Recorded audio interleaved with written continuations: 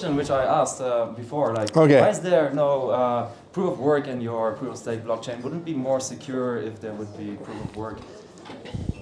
Well, I mean, if you want to use more power than Switzerland and have low performance, yeah, proof of work is great. The thing about proof of work and proof of stake is that, we'd like to pick on proof of work, but if you look at a consensus algorithm, you can break it into 3 phases. There's the deciding who's in charge, there's the person who's been selected doing something, and then there's the network accepting it. So proof of work does the first part through basically a meritocratic lottery. And you have to, over time, do more and more work, use more and more energy consumption, and there's no way to reduce that.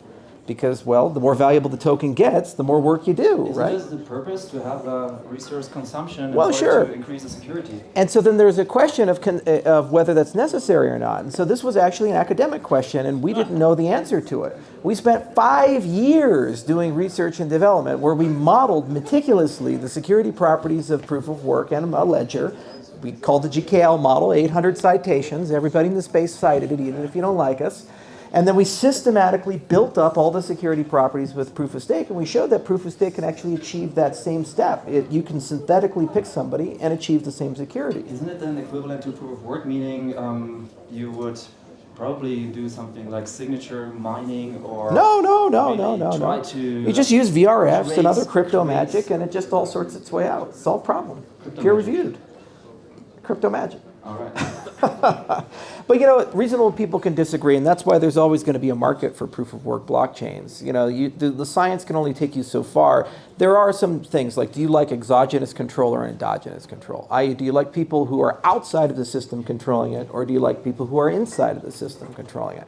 So mining, the people live outside of the system. They have something that's not the system that's used to secure the system. With proof of stake, all the security comes from within. People who hold the tokens are the people who get to decide where the chain goes. Now, my argument is I like endogenous because the people who own the system are the ones who are maintaining the system, so they have a financial incentive to actually be honest. With mining, the problem is that if you have another chain with the same hashing algorithm with a similar amount of hash rate, you actually have an incentive to destroy one chain, short it, and then switch your miners over to the other chain. You're not loyal to it. You're kind of like a mercenary, and this is the problem with exogenous control. Although there's ways you can get around that, and there's all kinds of creativity, and we actually do proof of work research. We have NIPA-POWs, and that's been a whole line. Yeah, and it's great. NIPA-POWs are wonderful. And then we also are looking into useful proof of work as well. So the ship hasn't sailed there, but it is definitely a great topic, and it's a great fun debate to have. So state channels and payment channels, what are you guys doing with your project with that? Yeah, thanks for asking. Well, yeah. You're like the only Erlang chain, so we got to love you guys. We have... Eternity, right? Right. I'm just being a dick, I'm sorry. Oh, wait, you got your own mic, okay.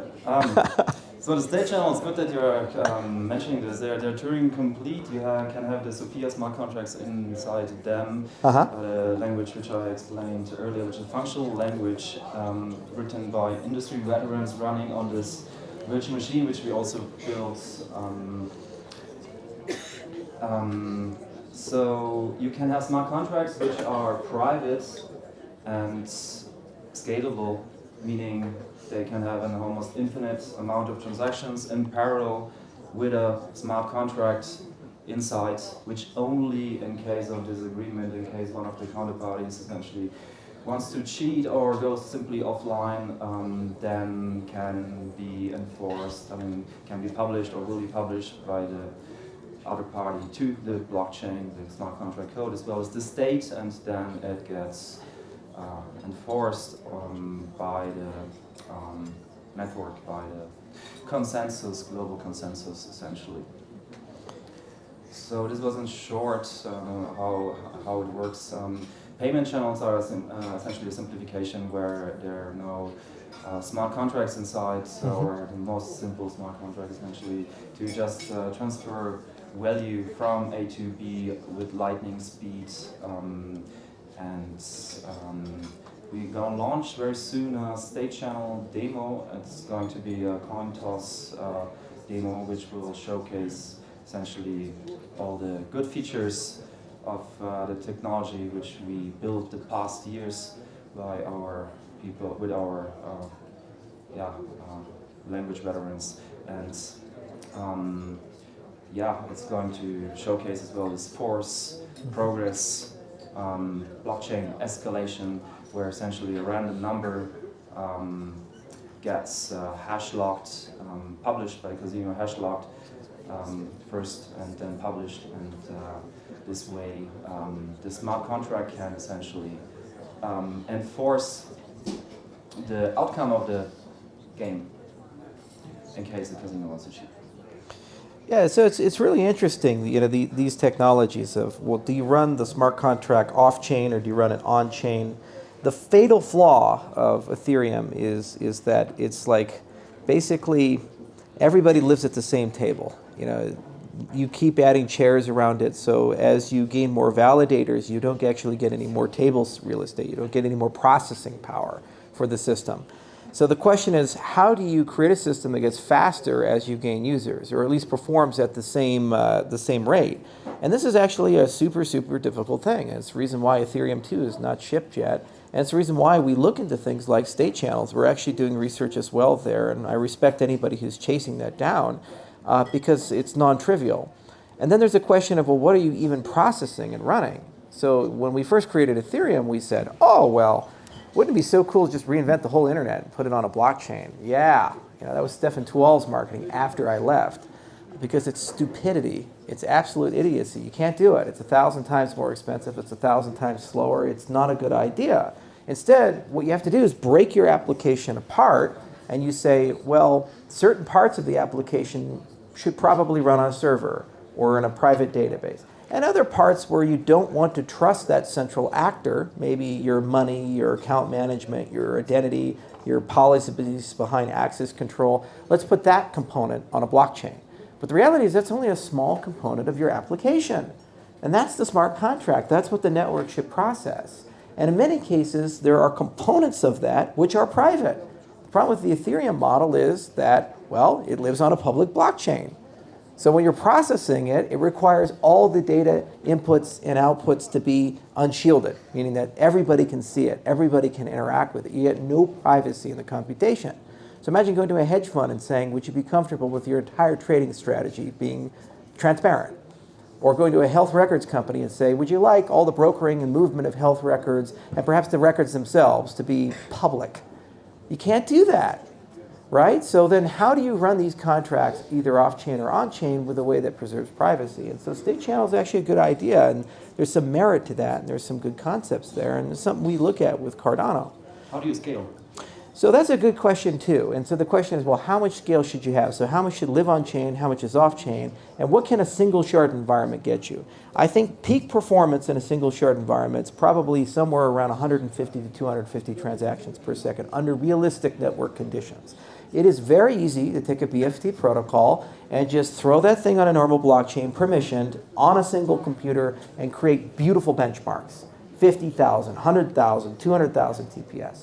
And the minute you put it into a real network with latency that has to send packets across the internet and back and communicate, and you have that communication overhead, then you see this huge decline in performance. Every single system experiences this. This is why EOS was able to say they had such great performance, and then when consensus benchmarked the system under realistic network conditions, suddenly the performance decayed to 250. So we have 117 on public mainnet. Which is great. That's a high performance chain. So right now we're looking at, we actually used Ethereum as a unit of measurement. So we took Ethereum at peak performance during CryptoKitties time, and we said that's 1 Ethereum. So right now, unoptimized, the system is running at 5 Ethereums, which is around 60, 70 TPS. Not too bad. It's unoptimized. And the question is, could we get that further? Sure. If we upgrade Ouroboros Genesis and we go through the whole Ouroboros line, probably get that to 150 to 200. But that's just the base ledger performance. But then when you put layer 2 protocols on, with Ouroboros Hydra, and that's what we're publishing in February, we can scale that easily to thousands of TPS.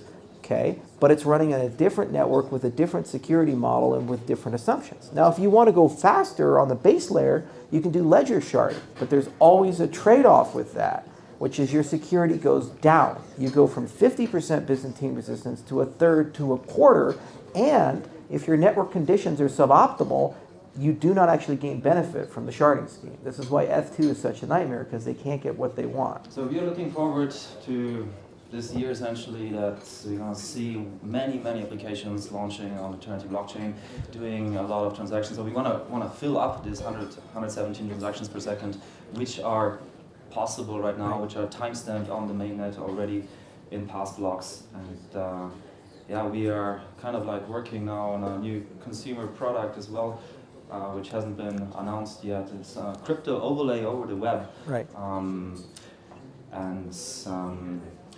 Yeah, how, I mean, I saw that you launched a testnet. We December. did. We did. There were some issues with that. I wondered afterwards, what is actually the current mainnet with Cardano doing? In terms of performance or in terms of transaction rate? I mean, the functionality or... Oh, I mean, it's as functional as Bitcoin. It's basically like Bitcoin had sex with Ripple and they had a really weird child. So obviously you don't want to go down that road, so you'd like to upgrade at some point. So Shelley's coming soon, and the incentivized testnet was exactly what we expected it to be. I mean, we expected maybe 100 stake pools. We're at about 900. About 40% of the network is participating, which is really good, all things considered. And week by week it gets better. There's still some shaky networking, but the point was to build up a stake pool population, test out the staking user experience, and then to get a better sense of how all the components fit together, Daedalus, the wallet backend, and the node. So from that perspective, it was an overwhelming success. And you as well as us, we both use similar development methodologies. We work both with John Hughes, and we do property-based testing. So when you actually talk about the final product, that's a very different animal, and unfortunately it's being built in a very rigorous way, which also means a very slow way. So the Shelley Haskell testnet should come out soon, probably a month or two, and then we'll just run that until we have a high degree of confidence, and then the main net will come. But the point of the incentivized testnet is people make money off of that thing. Every time you make a block, you actually make profit, and so it's actually paying people to beta test the software. And this is why we have tens of thousands of people using it and thousands of people in our Telegram staking channel. And we even have our own community members generating statistics, doing daily updates, building their own explorers and dashboards, issuing issues on GitHub. The response was just overwhelming. And I think Ethereum, like they love copying us, is starting to embrace a similar model with S2 and the way they've structured their testnet. So we're very happy with that, and we're very happy to launch the product soon. Did Tron also copy out of your white paper? No, they copied Dan. I think they're the only people who actually did. So they have the same sins. Guess what? Are you going to leave us, Eric? No, I'm not going to leave you. But you are finishing gracefully, beautifully, with one last question. Hello, microphone, thank you. Yes. Oh, out there. Hello. Okay. And I need to move this side. That's it. I got it. Because it's you two, you're entitled to one more glorious question. Down in the front here, I'm going to... Yes, sir. Please say your name and then your question. You got that look like you got a ringer. You've just been waiting all day. For Yanislav, background question. You've come up with a new programming language. Why not, for example, Solidity has 100,000 developers. Question. And JavaScript is a... Yeah, why didn't we use JavaScript? Million. Why not, for adoption? Right. Like when you study programming languages, you will notice certain patterns, and you will be able to distinguish which are better designed programming languages and which are not. I mean, for this, you would really need to study somewhat computer science, essentially. Charles knows what I'm talking about. Yeah. It's pretty clear for the people, like the experts. And JavaScript was not a well-designed language. Right now, I mean, it got improved a lot over the years, obviously, but it's also not made for blockchain. So we integrated higher level concepts like oracles, like state channels, like names, in future also tokens into the programming language to make it way more explicit in the smart contract how to essentially do certain things, so to eliminate also programming errors, because we essentially are working on a higher level. There's, for example, this French blockchain. What was it called?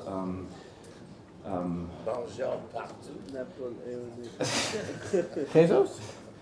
They're I pretty think so. French. Yeah, they're kind of like doing assembler coding. Oh, that's a smart different one. contracts. Oh, that's the guy who wears People the guy who wears the make hat, the little bidet, right? I think it's That weird French dude, right? He always carries the baguette. Anyways, He came to my this is exactly conference, the nice opposite guy. of what we are doing. So we are really working on the highest level to essentially make it super easy, super simple, super safe as well, super productive as well for the programmer, for the developer to create these applications, decentralized applications. And if you have a simpler type of language, then you need to really understand how essentially a machine works in order to do the program right. So you're not abstracting at all. It's not a higher language, as computer scientists say. So yeah, we're making developers as well as entrepreneurs' life as in fact way more nice. So Well thought through. I'll take a crack at that because I created my own programming language too. I actually wrote two of them, Plutus and Marlowe, and they're both functional as well. One is a DSL, and the other one's a Turing complete functional language based on system F omega. So it's a reasonable question of, well, why another language? And we now live in a polyglot programming world. If you're an application developer, you're generally used to dealing with multiple languages and multiple tool sets. And so the key when you're talking about the development experience for smart contracts is saying, keep the familiar and old as much as you can, and then when the new is necessary, make the new comfortable. Okay? So the reality with all blockchain, you're going to need a new programming paradigm because you're interacting with kind of a different type of animal. It has assets and information and metadata. It's a distributed system. It has synchrony issues. So this is not a normal thing that you're playing around with. It's a different structure. So it kind of does require bespoke code. Whether you write that logic in Java or Solidity or Haskell, you're still doing new things with new design patterns and new ideas. So that alone does require the programmer to learn new stuff. So the question is, how much new stuff should they learn? And, okay, there's 100,000 Solidity developers. Well, the reality is there's probably 500 good ones, and there's 99,500 who are playing around with it, right? And then you actually look at the really solid Solidity applications, and the reality is the vast majority of the deep logic of those applications is written in JavaScript. And then they write it as a Node app or Java, and they write it as a Java app, and then they connect it using some sort of bridge to Ethereum, and they run most of the code off of Ethereum for scalability and cost reasons, okay? So the way we designed Plutus is that we said, hey, we have the on-chain code and the off-chain code. And we're going to use Plutus kind of a bridging language that allows you to write your application the way you want to, then connect that application to Cardano. And then we have DSLs that let you manipulate assets, information, and metadata. So the flow of information like oracles, assets, like the movement of value, and then of course the use of metadata, identities, these things, okay? So that model is nice because when you tally up all the code, 95% of your code is familiar. And it's using the frameworks you come to know and love. And the 5% that's not familiar has been bespoke constructed to deal with your system in a way that's safe. It's just like when SQL was created for databases. You could technically create tables and access these things with assembly if you wanted to. But it's nice to have a DSL that has specific instructions pre-built to interface with the database and take care of a lot of your difficulties. So yes, you can do it with many languages. We even chased something called K and Yella, and we were looking at semantics-based compilations, so we could find a way to be interoperable with all these programming languages. But the reality is that that's a Pyrrhic victory at best. You build special tools, and there's a reason to use these tools. You make them accessible. You put them into experiences people are used to, like Remix IDE. You give it to the developer, and then you give them a way of seamlessly connecting that to normal development experiences. And then when you combine both of them together, you can actually build something useful for somebody with maintainability.